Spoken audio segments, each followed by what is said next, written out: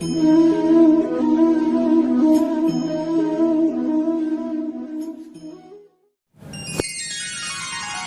माह के शुक्ल पक्ष की एकादशी कब है, जाने शुभ मुहूर्त, पूजा विधि, महत्व और कथा के बारे में।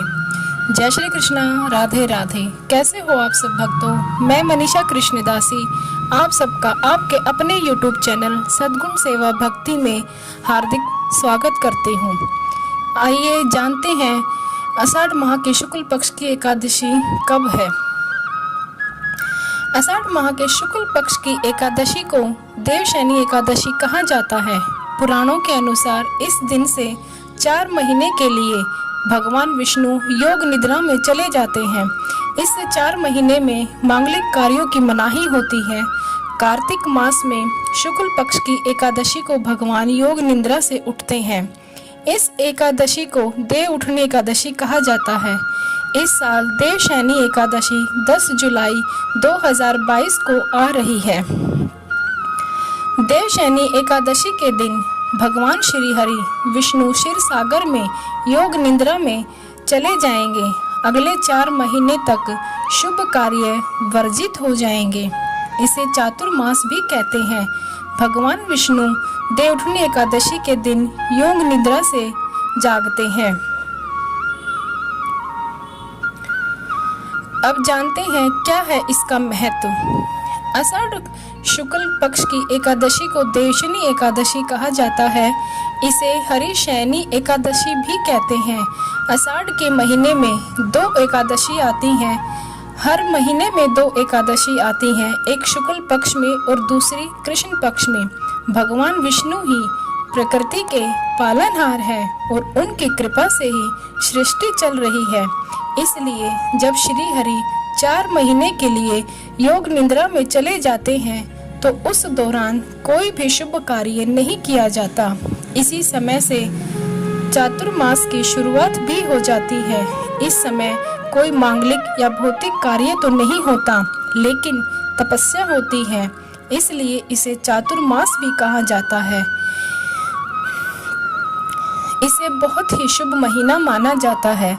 देवशयनी एकादशी के बाद 4 महीने तक सूर्य, चंद्रमा और प्रकृति का तेजस तत्व कम हो जाता है।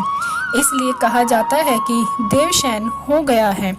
शुभ शक्तियों के कमजोर होने पर किए गए कार्यों के परिणाम भी शुभ नहीं होते। चातुर्मास के दौरान कोई भी शुभ कार्य नहीं करना चाहिए।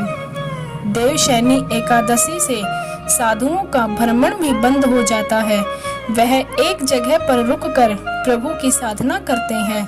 चातुर्मास के दौरान सभी धाम ब्रज में आ जाते हैं।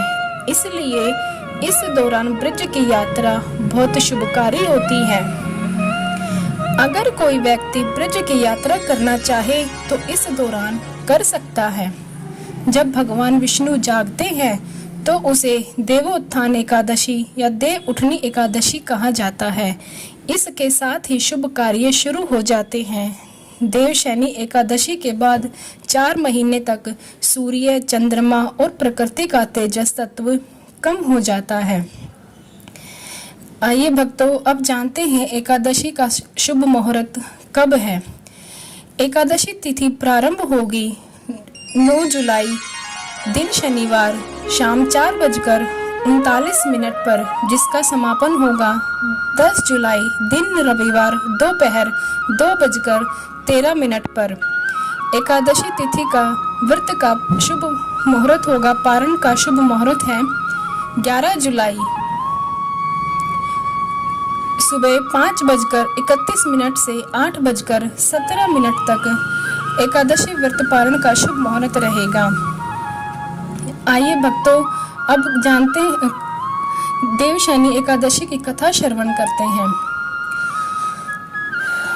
धर्मराज युधिष्ठिर ने कहा, हे केशव, आषाढ़ शुक्ल एकादशी का क्या नाम है? इस व्रत के करने की विधि क्या है और किस देवता का पूजन किया जाता है? श्री कृष्ण कहने लगे, हे युधिष्ठिर, जिस कथा को ब्रह्मा जी ने नारद जी से कहा था वही मैं तुमसे कहता हूँ। एक समय नारद जी ने ब्रह्मा जी से यही प्रश्न किया था। तब ब्रह्मा जी ने उत्तर दिया कि हे नारद, तुमने कलयुगी जीवों के उद्धार के लिए बहुत ही उत्तम प्रश्न किया है, क्योंकि देवशयनी एकादशी का व्रत सब व्रतों में उत्तम है। इस व्रत से समस्त पाप नष्ट हो जाते हैं और जो मनुष्य इस व्रत को नहीं करते वे नरकगामी होते हैं। इस व्रत के करने से भगवान विष्णु प्रसन्न होते हैं। इस एकादशी का नाम पगमा है। अब मैं तुमसे एक पौराणिक कथा कहता हूँ, तुम मन लगाकर सुनो। सूर्य वंश में माधांता नाम का एक चक्रवर्ती राजा हुआ है, जो सत्यवादी और महान प्रतापी था। वह अपनी प्रजा का पुत्र की भांति पालन किया करता था। उसकी सारी प्रजा धन धान्य से भरपूर और सुखी थी। उसके राज्य में कभी अकाल नहीं पड़ता था। एक समय उस राजा के राज्य में 3 वर्ष तक वर्षा नहीं हुई और अकाल पड़ गया। प्रजा अन्न की कमी के कारण अत्यंत दुखी हो गई। अन्न के न होने से राज्य में यह गादी भी बंद हो गई। एक दिन प्रजा राजा के पास जाकर कहने लगी, हे राजा, सारी प्रजा त्राही त्राही पुकार रही है, क्योंकि समस्त विश्व की सृष्टि का कारण वर्षा है। वर्षा के अभाव से अकाल पड़ गया है और अकाल से प्रजा मर रही है। इसलिए हे राजन, कोई ऐसा उपाय बताओ जिससे प्रजा का कष्ट दूर हो। राजा माधांता कहने लगे, आप लोग ठीक कह रहे हैं। वर्षा से ही अन्न उत्पन्न होता है और आप लोग वर्षा न होने से अत्यंत दुखी हो गए हैं।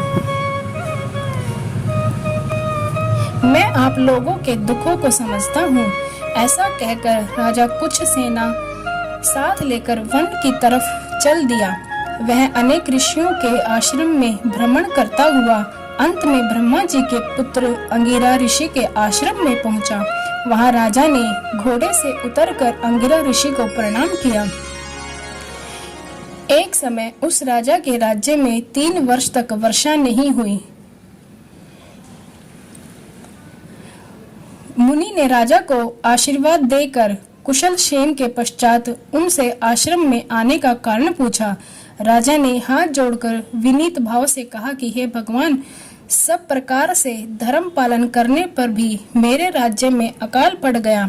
इससे प्रजा अत्यंत दुखी है। राजा के पापों के प्रभाव से ही प्रजा को कष्ट होता है, ऐसा शास्त्रों में कहा गया है। जब मैं धर्मानुसार राज्य करता हूँ तो मेरे राज्य में अकाल कैसे पड़ गया, इसके कारण का पता मुझको अभी तक नहीं चला। अब मैं आपके पास इसी संदेह को निवृत्त कराने के लिए आया हूँ। कृपा करके मेरे इस संदेह को दूर कीजिए। अब मैं आपके पास इसी संदेह के निवृत्त कराने के लिए आया हूँ। साथ ही प्रजा के कष्ट को दूर करने का कोई उपाय बताइए।